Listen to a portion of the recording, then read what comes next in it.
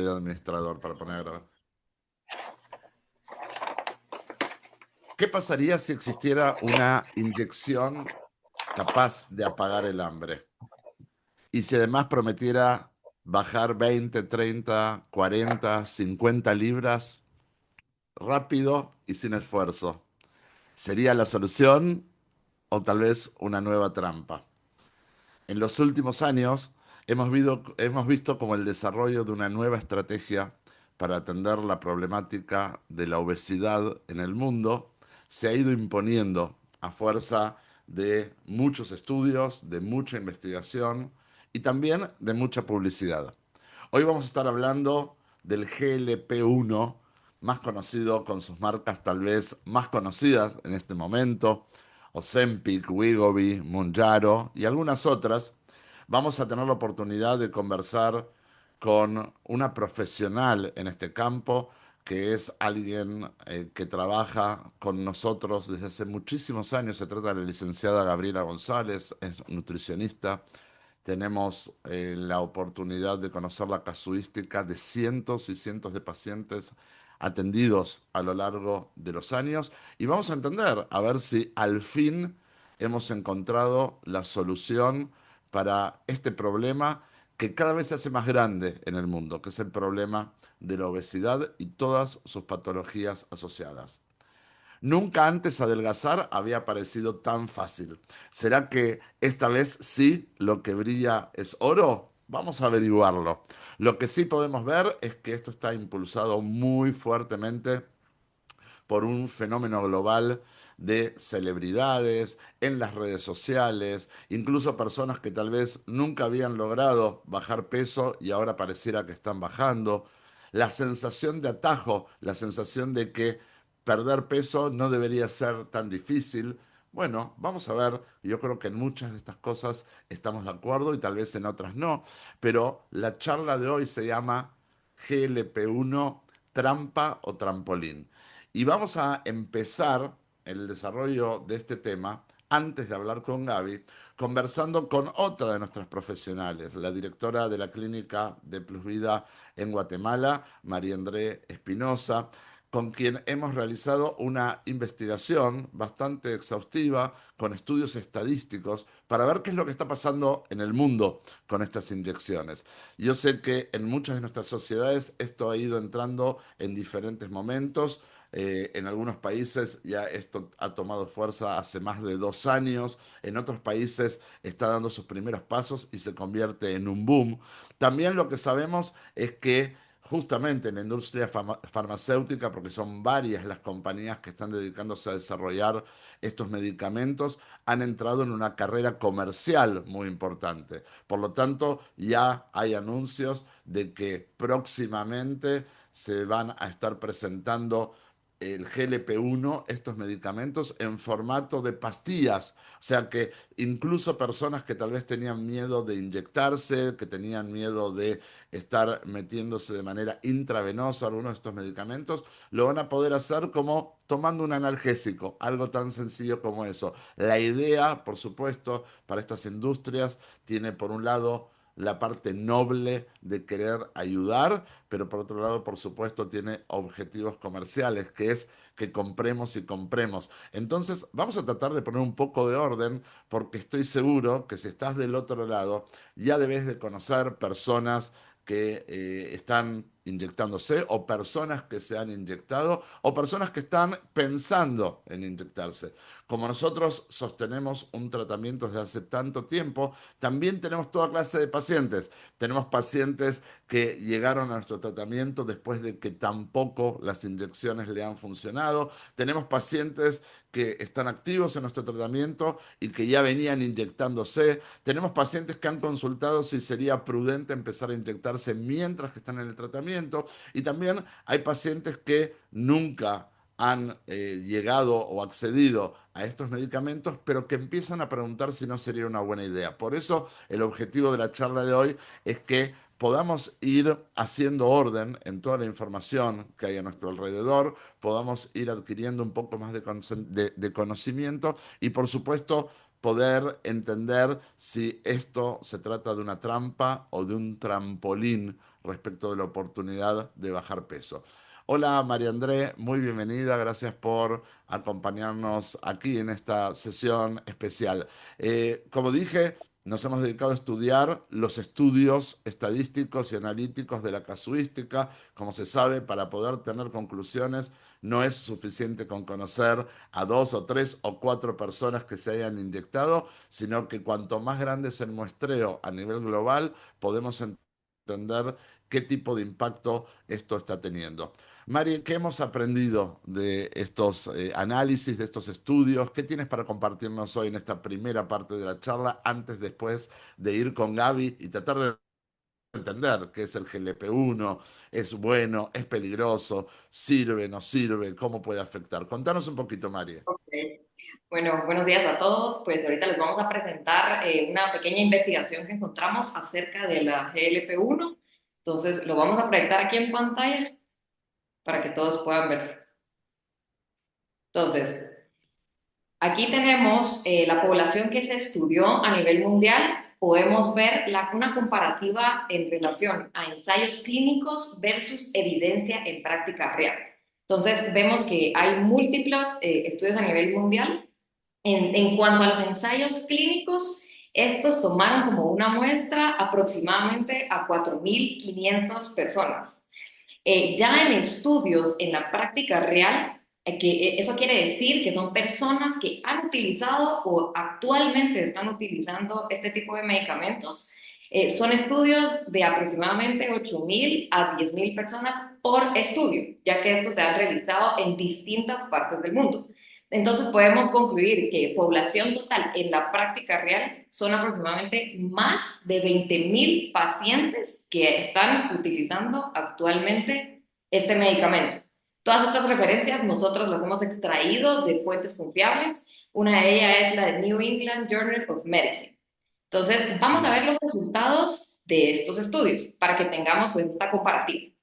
Entonces, lo que Mm. encontramos acá Solo son cinco. quisiera, Mari, solo para poder entender, para que no nos, porque va a haber mucha data de manera muy rápida, ¿sí? Obviamente, esto es un muestreo para generar evidencia científica de estudios, ¿sí? Por supuesto que son mucho más de 20.000 los usuarios de estos medicamentos en el mundo. Esto es un muestreo que requiere de miles de casos de estudio para poder tener un análisis correcto de la situación. Y acá hace una distinción entre los ensayos clínicos, o sea, cuando se ponen a prueba estos medicamentos en un marco de contención clínica y cuáles son los resultados, frente a el mismo uso de esos mismos medicamentos, pero sin el marco clínico. O sea, la persona de a pie, la persona de la calle, la persona común que va, compra el medicamento, está siendo testeada, pero no en el marco clínico y para ver qué pasa en la vida real, ¿sí? Entonces, solo para poder entenderlo. Ahora sí vamos con eso, María.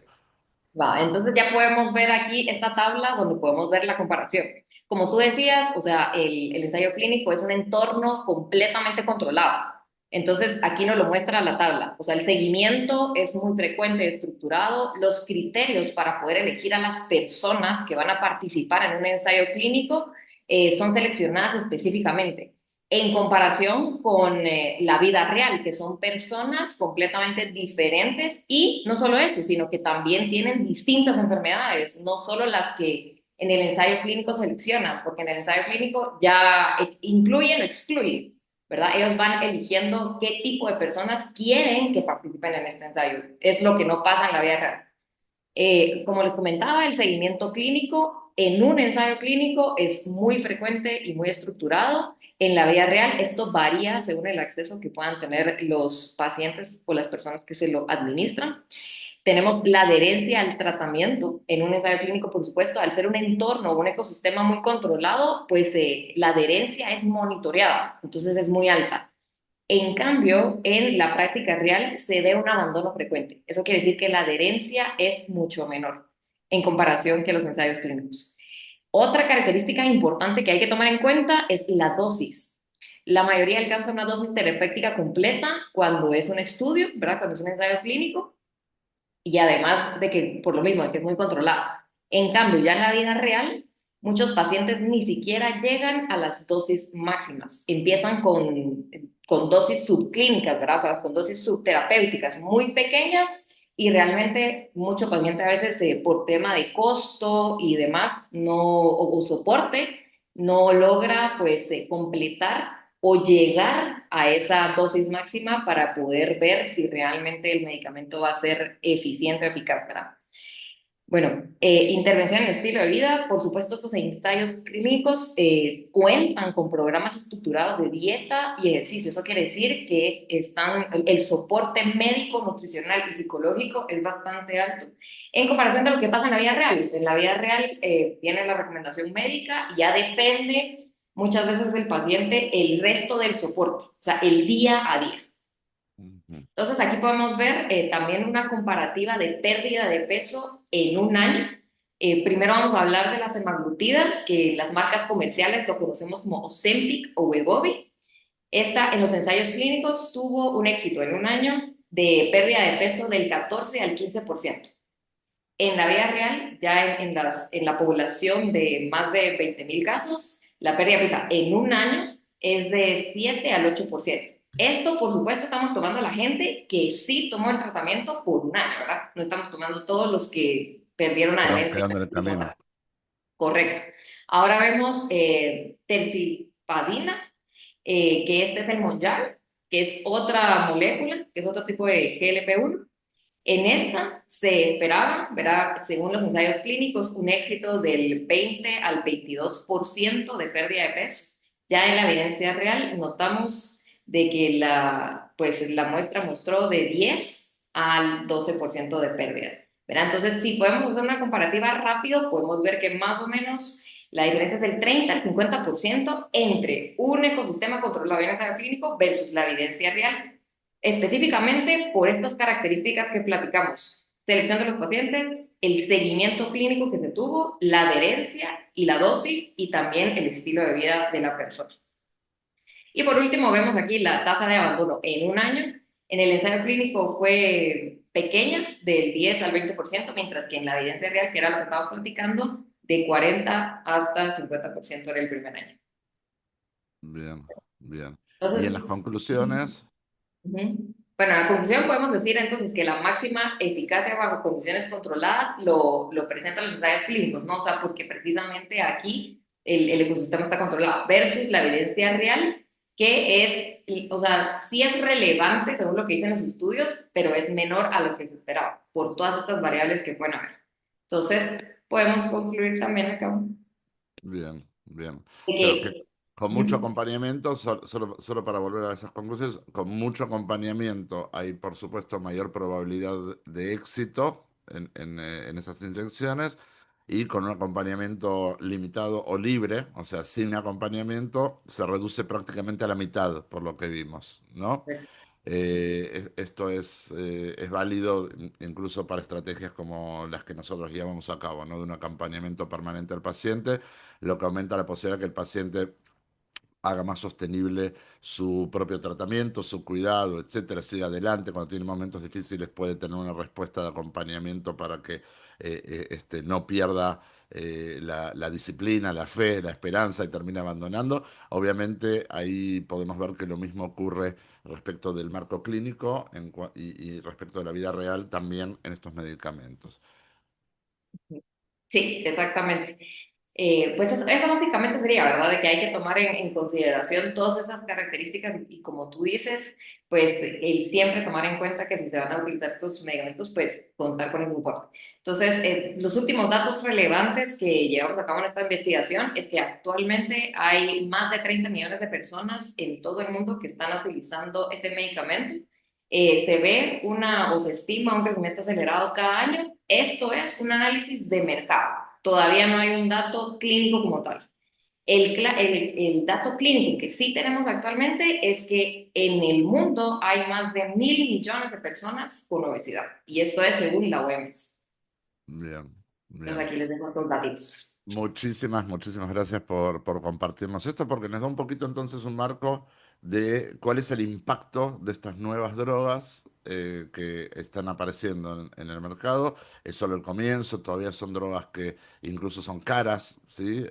No son de acceso general, pero hemos visto como algunos sistemas de salud, creo que los Estados Unidos incluso se mencionó el empezar a incluirlo dentro de lo que es la responsabilidad de los sistemas médicos para apoyar a pacientes que tienen estas patologías. Bueno, todavía hay mucho por verse, pero ya hay presencia fuerte en la mayoría de nuestras sociedades, en nuestros mercados, de estos medicamentos.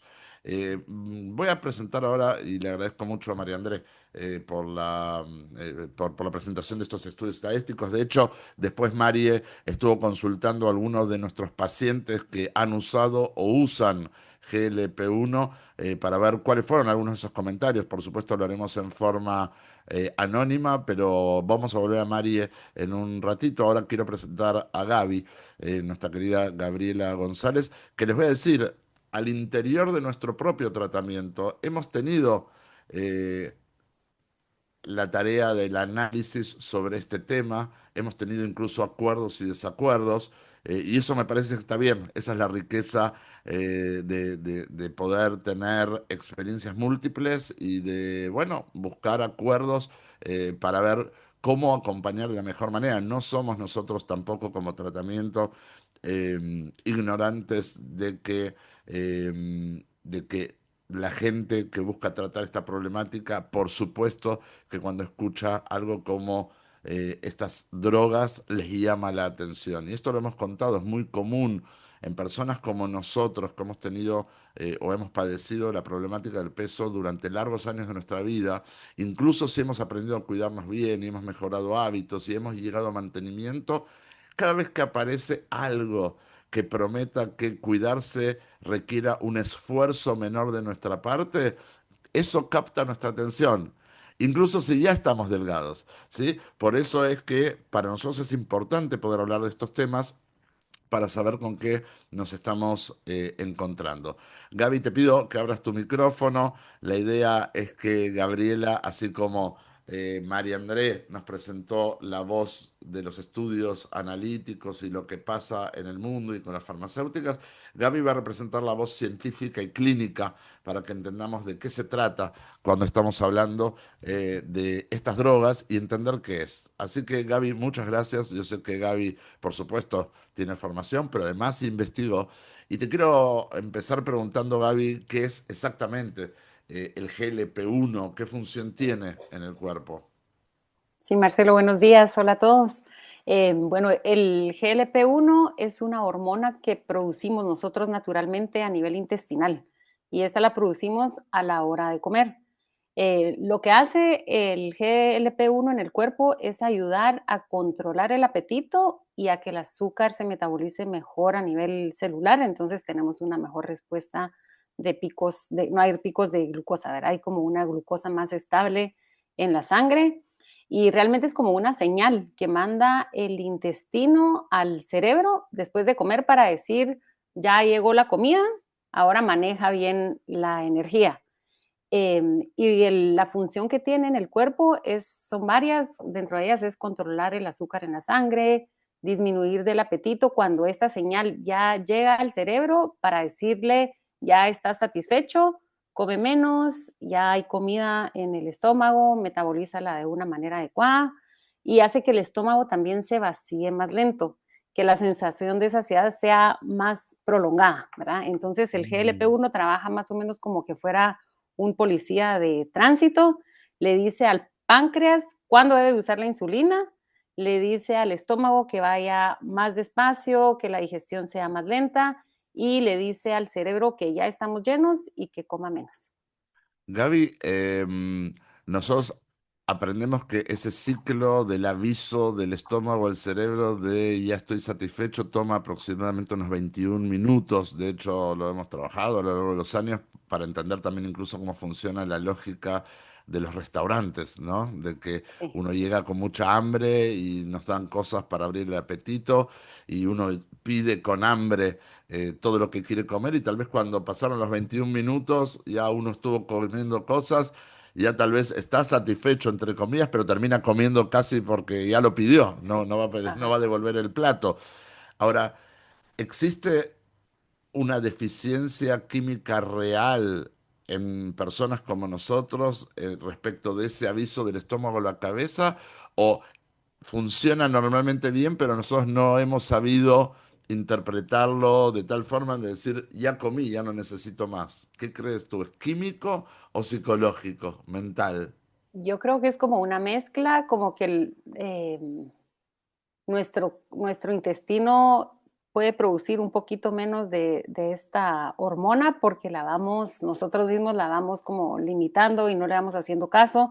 Entonces también cuando el cuerpo sabe que no estamos utilizando algo de una manera adecuada, también como que comienza a apagar un poco su función, pero también es bastante a nivel cerebral, ¿verdad? El tema sobre todo de la saciedad. Nunca nos sentimos llenos, el estómago es un músculo, entonces a medida que comemos porciones más grandes, se hace más grande el músculo del estómago. Entonces Ujú. esa respuesta ya no la logramos como saborear nosotros de una manera real y decimos, no, todavía tengo hambre y en esos 20 minutos tal vez que pasen, podemos darnos un atracón muy grande, pero porque realmente no estamos escuchando a nuestro cuerpo y esta hormona sí se puede ver disminuida en personas con mucha obesidad, sobre todo con una obesidad mayor a 35 del índice de masa corporal o con un Ujú. porcentaje de grasa más elevado, porque la grasa sí hace que esta hormona como que baje un poquito. Ahora, Gaby, cuando nosotros logramos los estados de sobriedad de nuestros pacientes, ¿sí? Em, Pareciera ser que esa hormona se reactiva, ¿no? Sí. Lo escuchaba justo hace unos días de una paciente nueva en el tratamiento, acaba de empezar. Antes de empezar el tratamiento, por supuesto, venía en un estado de obesidad, comiendo descontroladamente, de repente ordenamos su alimentación, empieza a comer de acuerdo a lo que tú le has recomendado e indicado, y de repente dice, siento que es mucha comida, me lleno demasiado, no quiero. ¿Cómo puede ser? O sea, veníamos comiendo cantidades mucho mayores y todo el tiempo sentíamos ganas de seguir comiendo, y cuando empezamos a comer cantidades adecuadas de alimentos que estimulan la salud, de repente ya nos sentimos satisfechos. Quiere decir que Ujú. podemos nosotros regenerar esa capacidad de la hormona GLP-1 para generar saciedad en nosotros sin que sea necesaria la inyección. ¿Es algo que se Sí, puede sí, lograr? sí, lo podemos lograr porque es una hormona que, como les mencionaba al principio, es natural en nuestro cuerpo. Y el intestino es nuestro segundo cerebro, ¿verdad? Entonces ahí hay muchas, muchas cosas que nos ayudan a regularnos, ¿verdad? Tanto, y en este caso es a nivel cerebral, lo de comer menos, la sensación del apetito, lo podemos nosotros regenerar porque nos vamos haciendo más conscientes y esta hormona comienza a actuar de una manera diferente y comienza a soltar más a nivel intestinal cuando hay una alimentación más limpia, hay una alimentación más balanceada, se espacean bien las comidas, ¿verdad? Entonces, a la respuesta, el intestino responde bien cuando nosotros hacemos bien las cosas. Entonces, está como Ujú. más presente a nivel cerebral. Ok, bien. Vamos a ir avanzando. Tengo un montón de preguntas para hacerte, Gaby. Vamos a ir avanzando más rápido. Voy a tratar de no interrumpirte mucho para poder acceder a toda esa información que tenés para compartirnos. ¿Por qué estos medicamentos producen pérdida de peso? Porque disminuyen el hambre actuando a nivel cerebral en áreas específicas que controlan el apetito. Y Mm. también hace que aumente la sensación de saciedad, que nos sintamos llenos por más tiempo, entonces hay menos picoteo, espaciamos más las comidas, comemos un poquito menos en cada uno de los tiempos de comida que nosotros estemos acostumbrados a hacer y hacen que el estómago se vacíe más lento. Entonces, Bien. al haber menos proceso de digestión rápido, vamos a sentir una sensación de saciedad más prolongada, pero este medicamento produce pérdida de peso porque comemos menos, no porque sea un medicamento para quemar grasa. Si nosotros Ujú. comemos menos utilizando este medicamento, vamos a perder peso. Si estamos comiendo más calorías o menos, pero las porciones de comida son muy calóricas, no es mágico, ¿verdad? Solamente es una respuesta a comer menos y no es un medicamento que nos vaya a Bien. quemar la Nos grasa. ayuda a comer menos, básicamente, entonces. O sea, Exacto. y a sentir Sí, sí, saciado. Entonces, si come menos y me siento saciado, eso me lleva a perder peso. Bien. Gaby, sí. hoy por hoy estamos en este momento en particular en que escuchamos especialmente sobre tres marcas, ¿sí? Ozempic, Wegovy, Mounjaro. Hay otras, pero estas tres son las predominantes en el mercado. ¿Hay diferencia entre ellas? ¿Son todas lo mismo? Sí, hay una diferencia.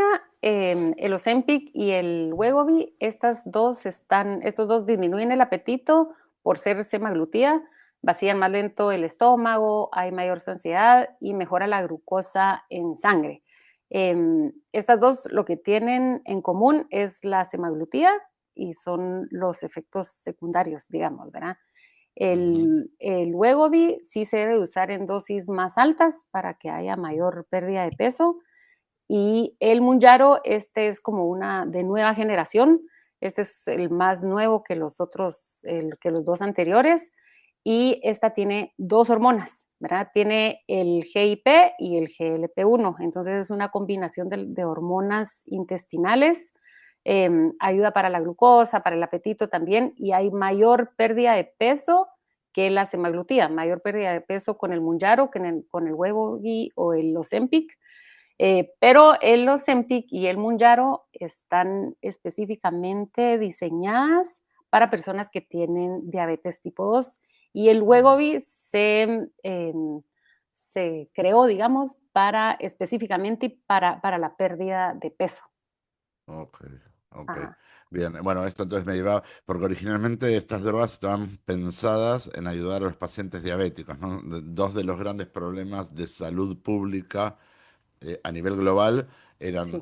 son la obesidad y la Ujú, diabetes tipo 2 y estos medicamentos originalmente fueron diseñados para el manejo de la diabetes tipo 2 y se dieron ujú, cuenta que traía un beneficio adicional que podía ayudar exacto, con la obesidad. Bien. sí. Em, Seguimos entonces, y la pregunta es, ¿qué sucede en el cerebro cuando una persona usa estos fármacos? Sí, pues a nivel cerebral se activan de una manera un poquito más eficientes las áreas que regulan el apetito. Entonces se reduce la sensación constante de hambre, ¿verdad? Como la GLP-1 está más activa a nivel cerebral, no vamos a tener esa necesidad de comer constantemente.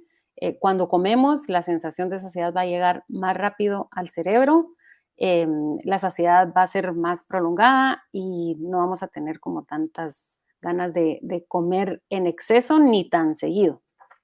Bien, o sea, hasta aquí, Gaby, en tu exposición y también uniéndola con los estudios de María André, podemos decir, ok, para quienes tenemos un problema de peso, yo quiero. O sea, yo quiero poder tener los niveles de éxito que presentó María André, yo quiero todo lo que tú acabas de decir, que se facilite mi proceso de bajar de peso, no experimentando hambre todo el tiempo, Ujú. pudiendo dejar de picotear. La verdad que suena bien. Hasta este Sí. momento, ese oro parece que brilla. ¿Está bien? Ese Ujú, oro parece que brilla.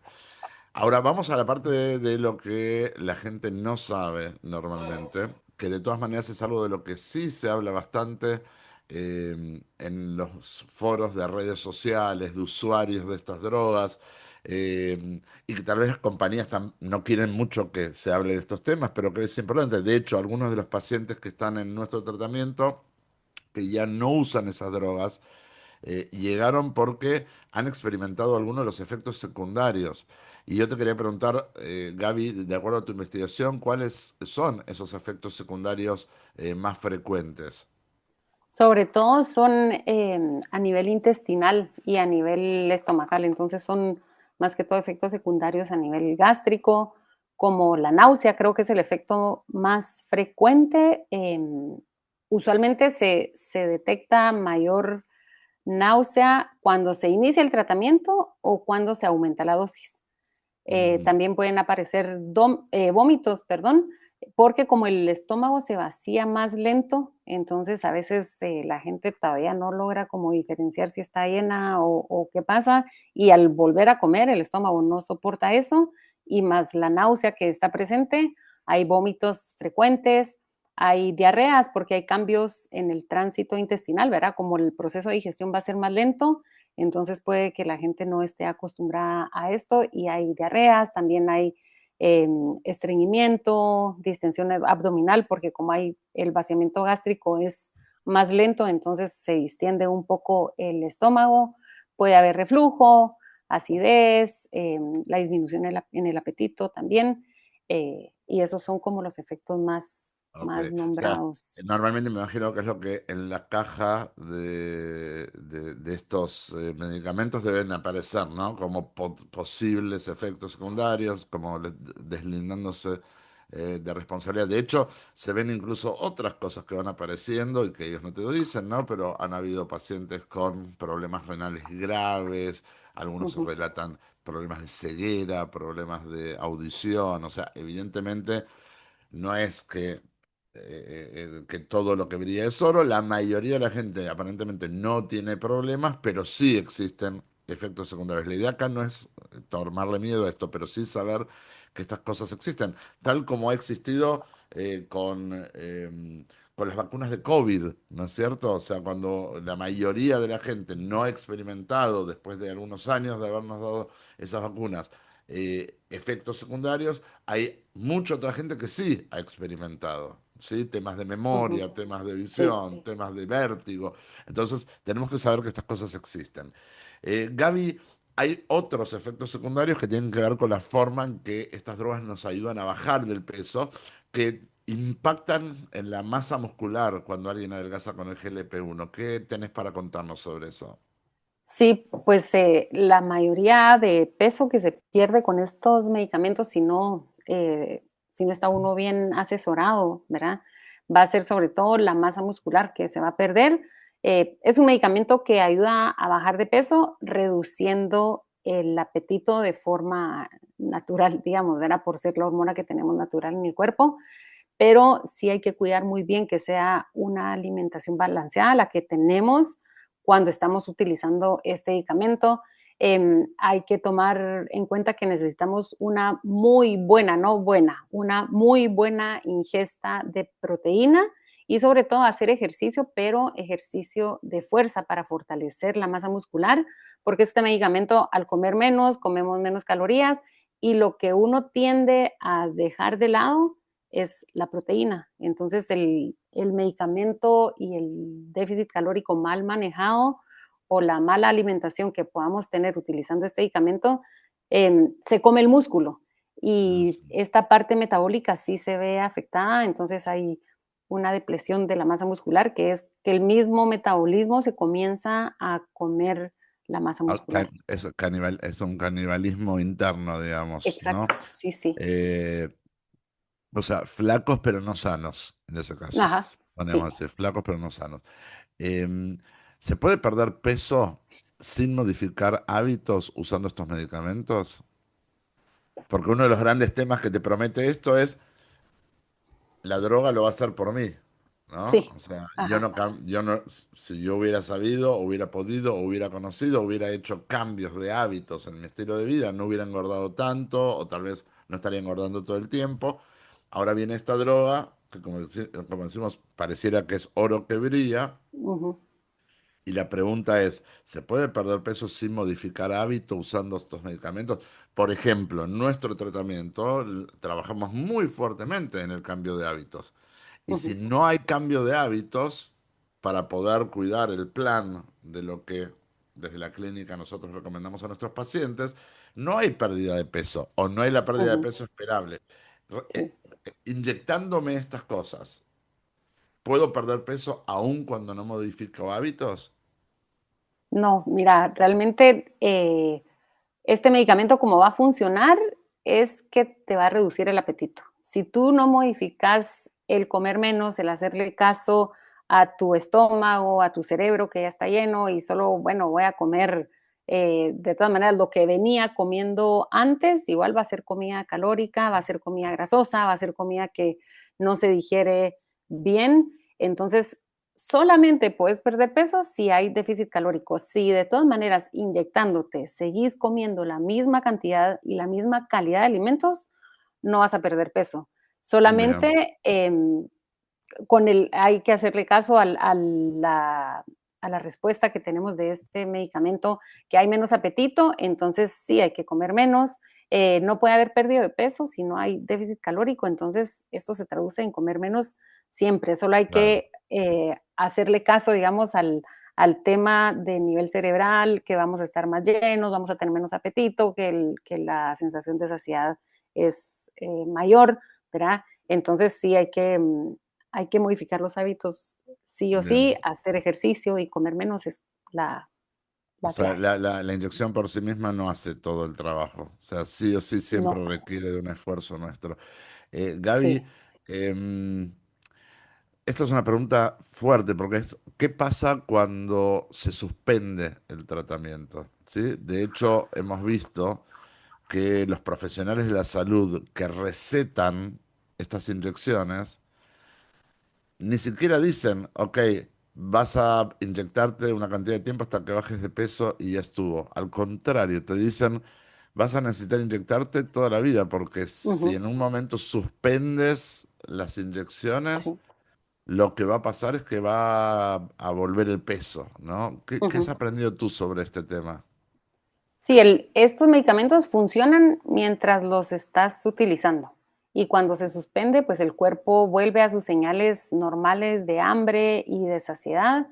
Va a ser gradualmente, no que te quitas la inyección y al día siguiente ya tienes hambre voraz, pero va a volver gradualmente al estado fisiológico anterior porque ya no recibe estas hormonas artificiales, estas hormonas inyectadas. El apetito vuelve a aumentar porque ya no existe esa señal de saciedad en el cerebro. Pueden regresar Mm, los antojos, puede regresar un poco más de hambre, el estómago vuelve a vaciarse en una velocidad normal, ya no esa sensación de saciedad como un poquito más prolongada, que antes era más lento, y al suspenderlo, el estómago se va a vaciar más rápido y la sensación de llenura dura menos, entonces volvemos a comer como más rápido, no con tanto espacio entre un tiempo de comida y otro. Y si no hay cambios sostenidos en los hábitos, obviamente vamos a tener un efecto rebote, vamos a recuperar el peso, porque todas estas sensaciones que las teníamos eh, por medio de una forma artificial vuelven a aparecer. bien, bien. Entonces básicamente eso nos une con esta otra pregunta, que era ¿por qué muchas personas recuperan el peso? Bueno, porque dejan de inyectarse lo que les ayudaba a inhibir estos impulsos hambrientos y vuelven a comer como Ujú. antes, ¿no? Vuelven a comer como Que en ese antes. sentido, para quienes son pacientes nuestros, saben muy bien, ¿no? O sea, el resultado de nuestro tratamiento es que nos volvemos personas delgadas, que aprendemos a cuidarnos bien siempre.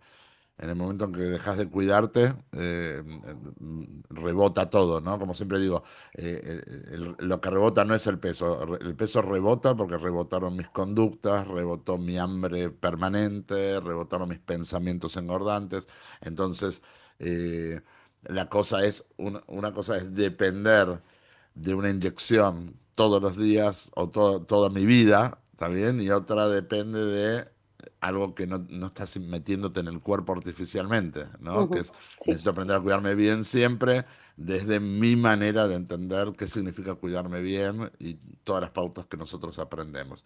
Vamos Y a la sobre todo, parte... solo, perdón, solo me faltó una partecita que es importante también en personas que lo están utilizando por diabetes, pero también a la vez están teniendo el beneficio de bajar de peso, bajan de peso y dicen ya no lo quiero utilizar, puede también que regrese la prediabetes o el estado ya de diabetes en el que estaban, porque es como quitarte el medicamento, la metformina, por ejemplo, la insulina, ¿verdad? Te quitas el medicamento que estabas utilizando para mejorar una enfermedad crónica, no hay cómo volver a regular eso. Entonces, las Ujú. personas que ya tienen diabetes y lo están utilizando por eso, sí tienen que tener mucho cuidado al retirar este medicamento. Bien, bien. Aquí Patti en el chat de Zoom y así como Patti, invito a todos los pacientes o a las personas, porque también tenemos invitados que están conectados y quieren hacer consultas, pueden escribirlas acá en el chat que las voy a compartir. Patti dice, una consulta, Gaby. Al ser estos medicamentos utilizados para regenerar una hormona que con los años se duerme, por decir, deja de funcionar al 100% porque no se puede utilizar como otra hormona que necesitamos, como por ejemplo cuando se quita la matriz. Necesito ciertas hormonas para regenerar esos cambios que el cuerpo va presentando y que ya conocemos. Ujú. No, esta hormona, digamos, no es que la dejamos de producir completamente, simplemente el cuerpo reduce la cantidad de hormonas que va a ir despidiendo desde el nivel intestinal. Eh, entonces sí hay una reducción a nivel hormonal, pero la única forma en la que la podemos nosotros eh, a ir aumentando es haciéndole caso nuevamente a nuestro cerebro y a nuestras sensaciones, a comer de una manera saludable y a que nuestra flora intestinal, por medio de los probióticos, de una alimentación variada, por medio de buenos hábitos, se vaya regenerando y de esta manera tener el GLP-1 a nivel intestinal de una manera y en un Óptimo. rango, digamos, adecuado y óptimo, sí. Claro, claro, perfecto. Muy bien. Vamos a la parte de la perspectiva nutricional y yo he visto que incluso hay profesionales de salud que en redes sociales hablan de qué debe comer y qué no debe comer una persona que se inyecta GLP-1. Y te quiero preguntar entonces, ¿cuáles son los errores alimentarios que cometen quienes usan estas inyecciones? Uno de los errores es que comen demasiado poco. Entonces, al comer demasiado poco, se pierde masa muscular, hay fatiga, hay déficit de nutrientes, hay una mala reducción de peso, hace que el metabolismo sea más lento también, pero el cuerpo necesita nutrientes. Hay que balancear bien las calorías y los macro y los micronutrientes que estés ingiriendo. No consumir suficiente proteína también es un error que se comete muy seguido, porque priorizan otras fuentes de calorías, en el mejor caso, los vegetales, los carbohidratos, ¿verdad? Y entonces por eso hay una pérdida de masa muscular, también que se saltan las comidas, como es un inhibidor del apetito, entonces pensamos de que no tenemos hambre y entonces mejor no voy a comer, solo desayuno poquito y voy a comer hasta las 3 de la tarde otra vez. Y también a veces que la calidad nutricional no es la óptima. Por ejemplo, voy a comer una hamburguesa, pero solo me como la mitad, o pido un menú en algún lugar de comida rápida y solo como la mitad. Entonces son calorías de, de mala Calidad. calidad, sí. Ok. O a veces comen muy pesado o muy grasoso, entonces eligen chips, eligen frituras, eligen porciones grandes y hay náuseas, hay vómitos. Eh, También que no se hidratan lo suficiente porque al no tener la sensación de hambre, eh, tampoco les da sed Sí. y, y también piensan de que el medicamento reemplaza la alimentación saludable y que el medicamento va a hacer todo el trabajo, entonces puedo seguir comiendo lo mismo que estaba comiendo antes, pero en menos cantidad, y ahí es donde el descenso de peso ya no es ni el óptimo en las libras que esperamos bajar, ni el óptimo sobre todo en la composición corporal del peso que vamos a perder. Entonces vamos a perder músculo, pero la grasa va a quedar en un nivel elevado porque no estamos consumiendo una alimentación balanceada que nos brinde un buen aporte de calorías y de proteína. No lo vamos a priorizar, ¿verdad? Y si lo hacemos de una manera adecuada, sí vamos a tener este efecto, pero no cambian los hábitos, entonces no Ujú. mejora la dieta, hay comida grasosa también, o toman Alcohol, a ver, licor, mucho, ajá, mucho lo de temas de alcohol, cosas sí, azucaradas, sí, cosas ultra procesadas, ¿no? O sea, no muy distinto a sí, lo que nosotros le recomendamos a nuestros pacientes también, ¿verdad? O ujú, sea, la no, diferencia es que en este caso, con la inyección, todas estas cosas producen que la persona se sienta mal, ¿verdad? sí, Entonces, sí, este es el tema. Gaby, aquí otro de nuestros amigos en el chat escribe, si uso Ozempic, ¿Puedo ingerir algún shake de proteína en algún tiempo de comida para no perder masa muscular? Sí, se puede utilizar. Sobre todo hay que ver no solo en un tiempo de comida, sino que a lo largo del día, según el peso que se tiene, tener esa cantidad de proteína diaria, ¿verdad? Sí se puede utilizar el shake, pero que no reemplace un almuerzo o una cena completa, se puede utilizar como acompañamiento. Bien, bien. Eh, Gaby, ¿qué hábitos deberían construirse mientras se usa el medicamento? Pues sí hay que ir construyendo todos los hábitos que nos van a ayudar no solamente a bajar de peso, sino que pensando en cómo lo vamos a lograr mantener, ¿verdad? Ujú. Tomando en cuenta que sea una alimentación balanceada a lo largo del día, tomar agua pura, comer suficiente proteína en cada uno de los tiempos de comida principales, que sean porciones pequeñas, ¿verdad? Para que nosotros también vayamos construyendo esta sensación de saciedad y haciéndole caso e identificando en nosotros cuándo estamos llenos, cuándo tenemos hambre, cuándo tenemos sed, las porciones pequeñas, hacer ejercicio de fuerza, pero sobre todo es una alimentación limpia, una alimentación balanceada. Y esa era la siguiente pregunta, que es ¿cómo debería ser la alimentación ideal para alguien que usa GLP-1? Sí, debe ser comer unas 4 o 5 comidas durante el día, que sea balanceada, que tenga proteína, suplementar con vitaminas, con minerales, específicamente para casos específicos, ¿verdad? No es como todos tienen que hacer esto, todos tienen que tomar vitamina D, multivitamina, es como más específico de acuerdo de cada paciente, pero hay que comer de una forma variada, balanceada, consumir proteína y en pequeñas porciones a lo largo del día para no tener ningún tipo de malestar. Bien.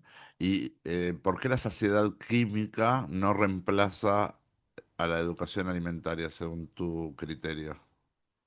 Porque los fármacos no te enseñan a alimentarte de una manera adecuada o saludable, solamente te dicen no hay tanta hambre, no comas tanto, pero no te dicen qué, no te dicen cómo distribuir tus alimentos a lo largo del día, no te dicen qué debes de comer en cada uno de los tiempos de comida.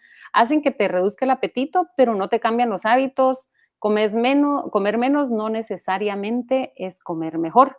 Entonces, Ujú. puedes seguir eligiendo alimentos pobres en nutrientes pero en menor cantidad, pero no de mejor calidad. Entonces no te va a enseñar a equilibrar los nutrientes, no te enseñan a cómo estructurar un plato equilibrado, no te dicen, no, lo que necesito ahorita es proteína, lo que quiero ahorita es un poco más de fibra, tengo sed, ¿verdad? Entonces simplemente es Ok. como solo comer menos, pero no te dicen ni cómo, ni cuánto, ¿Cómo, ni... cómo enmarcarlo?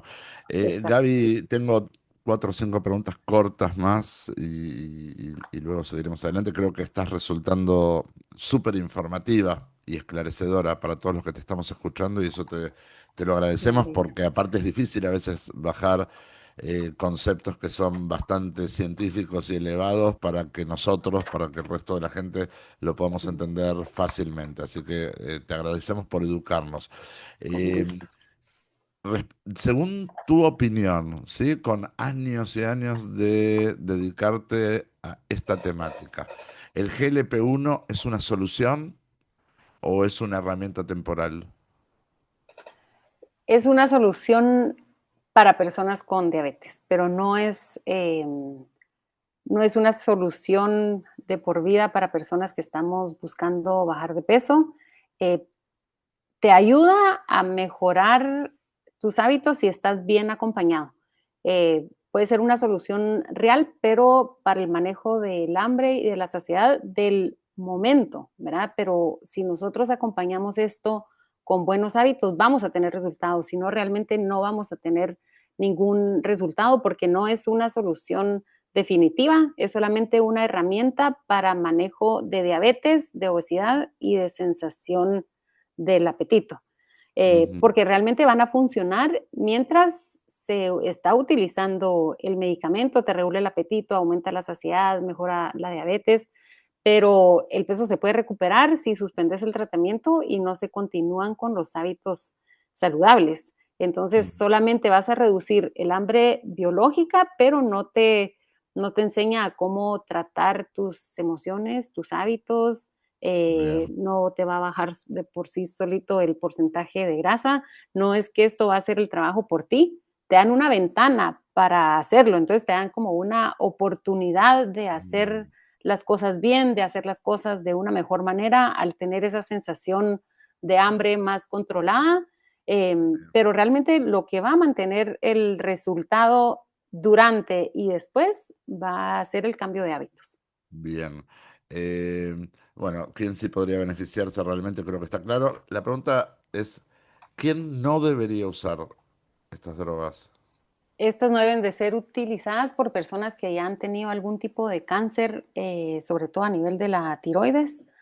No se puede utilizar en mujeres embarazadas o dando lactancia y en personas que buscan perder poco peso o que tienen ya un peso saludable y son esas libras más estéticas o que tienen o personas que ya tienen conductas alimentarias, enfermedades alimentarias activas, bulimia, anorexia. Estas son las Bien, personas que no los deben de utilizar porque están realmente diseñadas para tratar obesidad y problemas metabólicos como la diabetes, hígado graso, pero no son apropiados para todos y siempre se debe de utilizar, por favor, con supervisión médica. bien, bien. Bueno, todavía vamos a charlar un ratito más acerca si esto se puede convertir en una trampa o en un trampolín, porque claramente nos vamos acercando con estos análisis a entender que la trampa está definida en que si a la inyección, al medicamento lo uso como una solución, si no cambio hábitos, si dependo toda la vida del medicamento. Entonces, esa es la trampa. Obviamente esa es la trampa. Ujú, Y es trampolín cuando se aprovecha que cuando me estoy inyectando tengo menor hambre y al mismo tiempo aprendo a comer mejor y empiezo a construir hábitos duraderos. O sea, la droga es la misma droga. La pregunta es qué uso yo voy a hacer. La inyección no cambia tu vida, pero puede darte una oportunidad para cambiarla. ¿Sí? Y esto es importante. No es que aquí nosotros seamos promotores del uso de estas inyecciones, pero que como estamos viendo que para muchas personas es una ayuda, ¿está bien? Primero, desde mis clínicas, ninguna de mis nutris va a recetar estas drogas. Creo que es buena idea poder, para quienes son ya pacientes del tratamiento, que puedan conversar con la nutri. ¿Qué piensas si yo estaría tal vez pensando en adquirir o en empezar a utilizar estas drogas? Consultar, tenemos profesionales que cada una de nuestras experiencias le pueden decir al profesional, creo que sería adecuado para ti o creo que no sería adecuado para ti, ¿sí? Pero eh, el GLP-1 puede ser una trampa si reemplaza al cambio, pero puede ser un trampolín si lo usamos para cambiar. Depende enteramente de nosotros. Si yo uso eso como una oportunidad de cambio y mientras que estoy usando estas drogas, estoy aprendiendo a cuidarme, entonces lo estoy usando como trampolín. ¿Por qué? Porque el tratamiento verdadero no está en la jeringa, está en los hábitos que construimos mientras que usamos la jeringa. Y esto es lo que se vuelve muy importante. Por eso tenemos tantos pacientes ex GLP-1 que llegan al tratamiento porque entendieron que no era suficiente solamente con inyectarse, ¿no? Pero si cuando se acaba el medicamento, se acaba el cambio, entonces nunca hubo cambio. Y esta es la reflexión. Em, por aquí nos están escribiendo en el chat, dice Patti, dice exactamente, esos hábitos que he aprendido con este acompañamiento diario no lo cambio por un pinchazo. Bueno, es así, o sea, ojalá para todos fuera de la misma manera, pero hay personas que aún así, como dije antes, Patti, quienes tenemos un tema de peso e incluso estamos en mantenimiento, cuando aparece la opción o la posibilidad de que algo te haga la vida más fácil para que tú no tengas que hacer tanto esfuerzo, nosotros lo vemos, lo miramos, está bien, nos puede llegar a interesar. Em, Algo más, Gaby, respecto de tus apreciaciones. Yo sé que entre ti y entre mí tenemos una discusión interna respecto del uso de estas drogas. Yo sé que tú definitivamente sientes que no son necesarias para pacientes que no sean diabéticos, ¿sí? Eh, y yo pienso diferente. Yo pienso que si hay personas que sienten que esto les puede ayudar como un atajo para poder ir bajando de peso, pero a condición de que simultáneamente hacen un aprendizaje de cambio de estilo de vida, yo siento que, bueno, si es posible, si la persona está comprometida, etcétera, creo que podría servir. Pero bueno, estos son opiniones que, está bien, somos varios en el equipo y podemos pensar de manera distinta. Em, Quiero ir un momentito con María André, ¿sí? Porque justamente ella estuvo preguntándole a alguno de nuestros pacientes cómo había sido su experiencia. María, ¿qué hemos aprendido de la gente que actualmente es paciente del tratamiento y que venía después de haberte inyectado o está en el tratamiento inyectándose? ¿Qué pudiste aprender? Bueno, de los casos que consultamos, solo un caso tenemos actualmente que la utilizó, no le funcionó y entonces por eso tomó la decisión de retomar el tratamiento. El resto de casos, todos han empezado a utilizar el medicamento, específicamente Ozempic, por temas de recomendación médica para tratamiento de diabetes y que lo han consultado con Gaby, ¿verdad? Entonces, de lo que ellos nos refería, pues es que sí, en algunos casos ha habido pérdida de peso y pérdida de apetito. Otros casos son muy recientes y por lo tanto todavía no han notado, ¿verdad?, cambios significativos, entonces hay que esperar más tiempo de adherencia a este tratamiento. Lo que me pareció interesante es que consultamos también el impacto psicológico respecto al medicamento. Las personas que decidieron consumir este medicamento, ¿verdad? O utilizarlo para pérdida de peso, o sea, específicamente para pérdida de peso y no por una recomendación médica, sí referían el impacto psicológico que sí había miedo, había estrés, se sentían presionados, no solo por, ¿verdad? O sea, el costo, cuánto tiempo tenían que utilizarlo, sino también por todos los comentarios o todo lo que había alrededor que se mencionaba respecto a esto, ¿verdad? Entonces, creo que es importante tomar ese punto en mente, ¿verdad? De los que están actualmente en tratamiento, mencionan mucho de que se sienten más tranquilos contando con una estructura al lado de ellos, no únicamente, no confiarse de que esto va a ser el trabajo 100% por ellos, sino de que están dentro de una estructura con soporte, ¿verdad? Entonces se sienten muy, muy tranquilos de que cuentan con Gaby, que cuentan con todo el soporte psicoterapéutico también. Entonces eso fue básicamente lo que pudimos recabar en información. Muchas gracias, muchas gracias. De hecho, nosotros nos estamos tratando como Plus Vida, como tratamiento, de presentar a esta sociedad que cada vez más consume estos medicamentos como el mejor complemento para los medicamentos, ¿no? O sea, decirle a las personas, ok, decidiste ir por esa estrategia, perfecto. Acá estamos nosotros para acompañarte mientras que estás usando esos medicamentos para que al tiempo que los estás consumiendo, también aprendas a cuidarte bien para que no necesites depender de esos medicamentos toda la vida, ¿no? Entonces, Ozempic, Wegovy, Mounjaro pueden ayudar a bajar el peso, pero solo los hábitos pueden sostenerlo. Por eso la pregunta no es si son una trampa, la pregunta es si sabremos usarlos como trampolín. Este es el objetivo justamente de nuestra charla. Imaginemos a dos personas que usan el mismo medicamento. Una espera que el medicamento cambie su vida y la otra persona decide cambiar su vida mientras que usa el medicamento. Ambos adelgazan, pero solo uno aprende a no volver a engordar. Y esta es la gran diferencia, la gran clave. Ozempic, Wegovy, Mounjaro, GLP-1, todos los productos que hay ahora y todos los que van a salir no son ni milagro ni enemigo. Son una herramienta. Pero ninguna herramienta cambia una vida si la persona no decide cambiar su vida. Y esto es para mí el mensaje con el que me gustaría cerrar nuestra charla de hoy, que creo que es esclarecedora. Quiero que quede claro, nosotros no usamos las inyecciones como parte estable de nuestro tratamiento. Sin embargo, si hay pacientes que están en el tratamiento que llegan ya usando inyecciones, o hay pacientes en nuestro tratamiento que están pensando en usarlas, ¿sí?